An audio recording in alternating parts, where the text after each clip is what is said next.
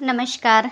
सदनामा की ओर से आ गई हूँ लेकर दिनांक 10 अगस्त 2024 का संपादकीय लेकर, जिसका शीर्षक है मत भूलिए नागपंचमी भी मानता है देश, जिसे लिखा है हमारे सह संपादक राकेश अचल जी ने।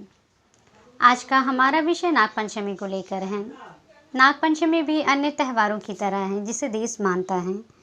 नागपंचमी पर हमें जितने नाग, सपेरे और उनकी बीन याद आती है, उतनी ही याद आती है चंदन चाचा के बारे की, क्योंकि हमारे पाठ्यक्रम में तब एक कविता थी, सूरज के आते भोर हुआ, लाठी झिलमिल का शोर हुआ। आज का हमारा विषय इस संबंध में है और जानते हैं इस संबंध में आगे क्या कहते हैं हमारे संपादक महोदय। जब हम सब बच्चे थे तब नागपंचमी को धूम अलग होती थी। अब जब हम चौथेपन में आ गए हैं तो नागपंचमी कब आती है और कब चली जाती है इसका कोई पता नहीं चलता। इसकी वजह नाग नहीं बल्कि हम हैं। नाग तो हम भी जहाँ तहाँ मिल सकते हैं, आज भी नाग जहाँ तहाँ मिल जाते हैं, लेकिन सरकार ने ही नाग पूजा को प्रतिबंधित कर दिया है। नागों को पकड़ने वाला एक पूजा समाज अब विलुप्त हो गया। नागों से खेलने खाने वाले इस समुदाय का अब कोई आता पता नहीं। आज की नागपंचमी थी, लेकिन हमें दूर दूर तक किसी बीन की आवाज़ नहीं सुनाई दी जो नागपंचमी का सिग्नेचर मानी जाती थी। यानी हम लगातार कुछ ना कुछ खोते ही जा रहे हैं। आप सोच रहे होंगे कि आज देश में जब वक्फ विधेयक, विनेश फोगाट, नीरज चोपड़ा और बांग्लादेश में हिंदुओं पर उत्पीड़न की बात हो रही है, तब ये युग नागपुराण को लेकर कहाँ बैठ गया। आपका सवाल जायज़ है।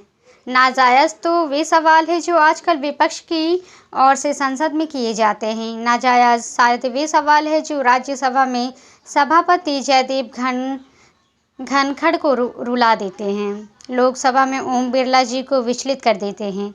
हमें न नाग की बात करना चाहिए और न नागिन की। हमें न सपेरे की बात करनी चाहिए और न ही बीन की, उस बीन की जिसे सुनकर मेरा, तेरा, हम सब का तन और मन डोलने लगता है। हमारी दादी कहती थी कि पूरी धरती नागों से भरी है। वे यदि सबके सब ज़मीन के बाहर आ जाए तो मनुष्य प्रजाति का जीना दूभर हो जाए। वे कहती थी कि नाग हमारे देवता हैं, लेकिन उन्हें पूजना ही चाहिए और इसलिए उन्हें पूजना भी चाहिए। हम हर उस व्यक्ति की शक्ति की पूजा करते हैं जिनसे हमें खतरा होता है या जो हमारे ऊपर कृपा बरसाती हैं।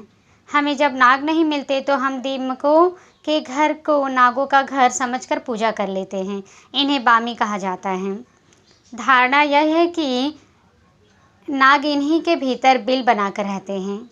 सावन का महीना हो और सावन का महीना पावन शोर करती हो, तभी शुक्ल पक्ष की पंचमी को नाग पूजा की जाती है। नागों में भी मनुष्य की तरह जातियाँ प्रजातियाँ होती हैं। हमें बचपन में बताया गया था कि हम आज के दिन उन 12 नागों की पूजा करते हैं जो भगवान भोलेनाथ को प्रिय थे। इनके नाम आप शायद ना जानते हो, इसलिए बता देता हूँ कि ये अनंत, वासुकी, शेष, पद्मनाभ, कंबल, सडगलपाल, धृतराष्ट्र, तक्षक और कालिया। तक्षक, शंख और कुलिक प्रमुख हैं। ये नाग देवता हैं। इनमें शेषनाग सबसे विशाल है जो भगवान विष्णु की सेवा करते हैं। मुझे हैरानी है कि इनमें एनाकोंडा का भी नाम कहीं नहीं है। मुमकिन है कि उस समय एनाकोंडा को किसी और नाम से जाना जाता हो। मैंने अग्निपुराण नहीं पढ़ा, लेकिन कहते हैं कि इसमें नागों की 80 प्रजातियों का जिक्र है। नागपंचमी पर हमें जितने नाग, सपेरे और उनकी बीन याद आती है, उतनी ही याद आती है चंदन चाचा के बारे की, क्योंकि हमारे पाठ्यक्रम में तब एक कविता थी, सूरज के आते भोर हुआ, लाठी ले झिम का शोर हुआ।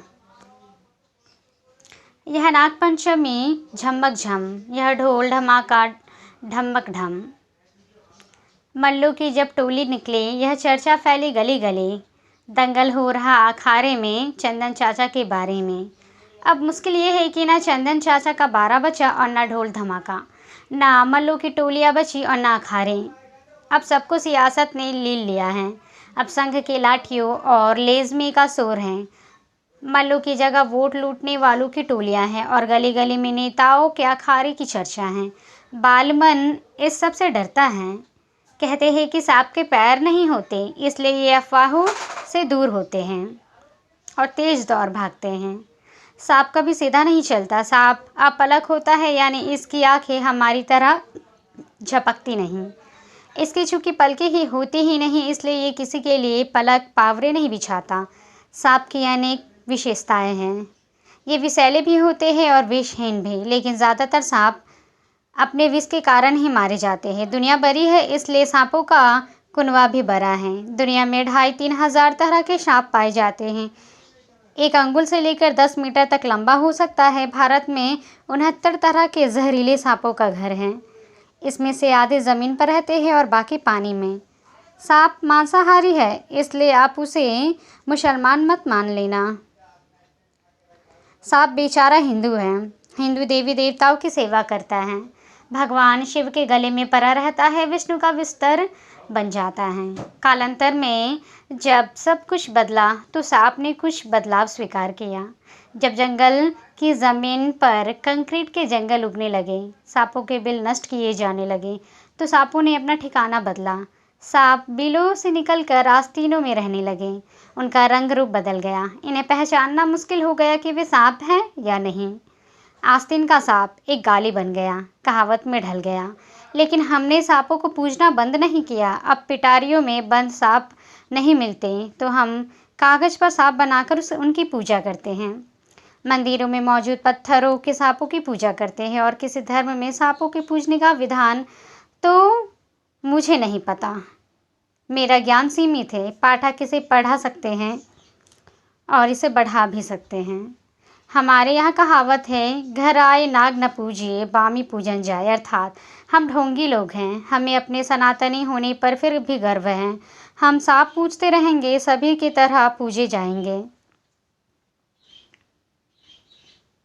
चाहे वे बिलों में रहते हो या आस्तीनों में। सांप खूबसूरत भी होते हैं, किंतु उन्हें इस वजह से ओलंपिक खिलाड़ियों की तरह निष्कासित नहीं किया जाता, मार दिया जाता है या किसी संग्रहालय में कैद कर दिया जाता। खूबसूरती पता नहीं अभिशाप कैसे बन गई।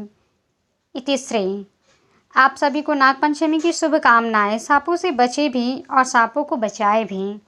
तो ये था दोस्तों हमारा आज का संपादकीय। कल फिर लौटेंगे एक नए विषय, एक नए संपादकीय के साथ। तब तक के लिए नमस्कार।